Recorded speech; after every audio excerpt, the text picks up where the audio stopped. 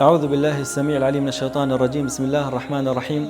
الحمد لله رب العالمين، والصلاة والسلام على أشرف الأنبياء والمرسلين، سيدنا وحبيبنا وإمامنا وقدوتنا محمد صلى الله عليه وسلم، وعلى آله وصحابته الغر الميامين المحجلين، وعنا معهم برحمتك يا أرحم الراحمين. حياكم الله جميعا في حلقة جديدة من برنامج فن الحياة.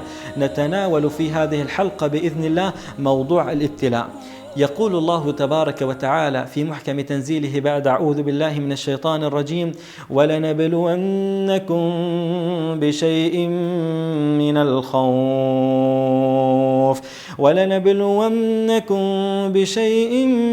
من الخوف والجوع ونقص من الأموال والأنفس والثمرات وبشر الصابرين. ويقول المصطفى محمد صلى الله عليه وسلم: الأنبياء أشد ابتلاء، ثم الذين يلونهم، ثم الذين يلونهم.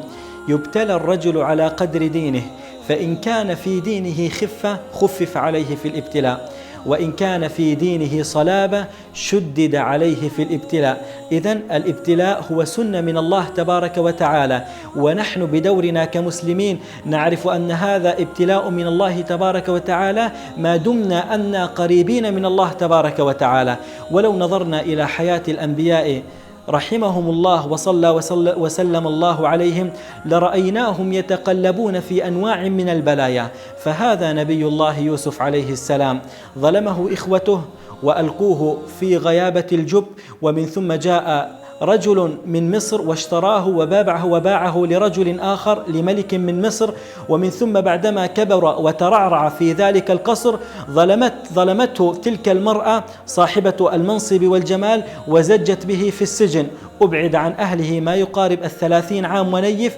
وبعد هذه الابتلاءات تراه يقول في محكم تنزيل الله على لسان يوسف عليه السلام: فصبر جميل عسى الله أن يأتيني بهم جميعا إنه هو العليم الحكيم. ولو نظرنا لرأينا في آخر السورة أن الله أتى بهم وخروا ليوسف سجدا. لماذا؟ لأنه صبر ورضي عما كتبه الله له تبارك وتعالى. ومن ثم إذا نظرنا إلى نبي الله تبارك وتعالى أيوب عليه السلام لرأيناه يتقلب في أنواع البلايا 17 عام أو 18 عام وهو يتقلب في أنواع البلايا. هجره أقاربه، هجره أهل بلدته، لم يبقى له سوى زوجته تقوم على خدمته، ومع ذلك كان لا يرى إلا صابرا أوابا رجاعا إلى الله تبارك وتعالى.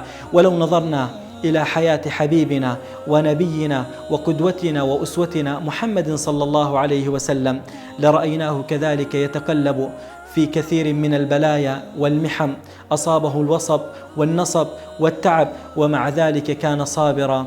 قتل وأوذي وهجر ورجم وشتم، ولكنه كان لا يرى إلا صابرا، وكان كثير الرحمة بعباد الله المؤمنين، وكذلك المشركين والمنافقين.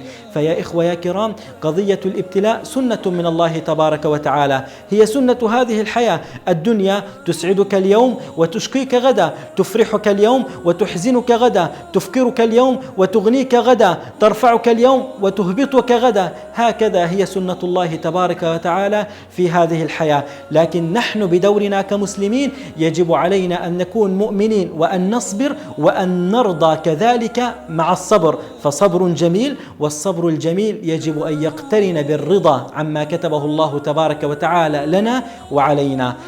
أحد الأيام امرأة جاءت إلى الرسول محمد صلى الله عليه وسلم فقالت: يا رسول الله، إني أسرع فأتكشف، كان بها مرض أنها تسرع فتتكشف.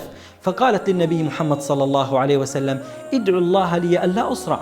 فالآن النبي محمد صلى الله عليه وسلم نظر إليها فإذا هي امرأة احدودب ظهرها ورق عظمها ويابس جلدها وشاب شعرها، إذا بها امرأة طاعنة في السن.